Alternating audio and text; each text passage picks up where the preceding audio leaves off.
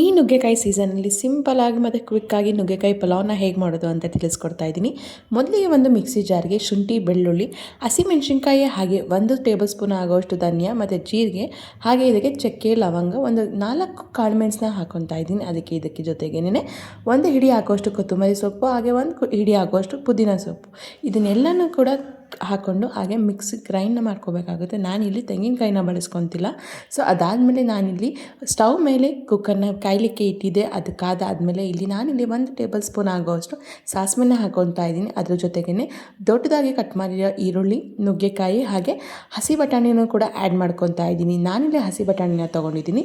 ನಿಮ್ಮಲ್ಲಿ ಹಸಿ ಬಟಾಣಿ ಇಲ್ಲ ಅಂತ ಹೇಳಿದರೆ ಬಟಾಣಿನ ಓವರ್ನೈಟ್ ನೆನೆಸಿ ಕೂಡ ತೊಗೋಬೋದು. ಅದನ್ನು ಎಣ್ಣೆಗೆ ಹಾಕೋಬೇಕಾಗುತ್ತೆ, ಇಲ್ಲಾಂದರೆ ಕರೆಕ್ಟಾಗಿ ಬೇಯೋದಿಲ್ಲ. ಅದಕ್ಕೆ ನಾನಿಲ್ಲಿ ಅದಾದಮೇಲೆ ತರಕಾರಿಗಳನ್ನ ತೊಗೊಂಡಿದ್ದೀನಿ. ನಾನಿಲ್ಲಿ ಕ್ಯಾರೆಟು, ಬೀನ್ಸು, ಆಲೂಗಡ್ಡೆನ ತೊಗೊಂಡಿದ್ದೀನಿ. ನಿಮಗೆ ಜಾಸ್ತಿ ತರಕಾರಿ ಬೇಕು ಅಂತ ಹೇಳಿದರೆ ಗೆಡ್ಡೆಗೋಸು ಮತ್ತು ಕ್ಯಾಪ್ಸಿಕಮ್ನು ಕೂಡ ಆ್ಯಡ್ ಮಾಡ್ಕೋಬೋದು.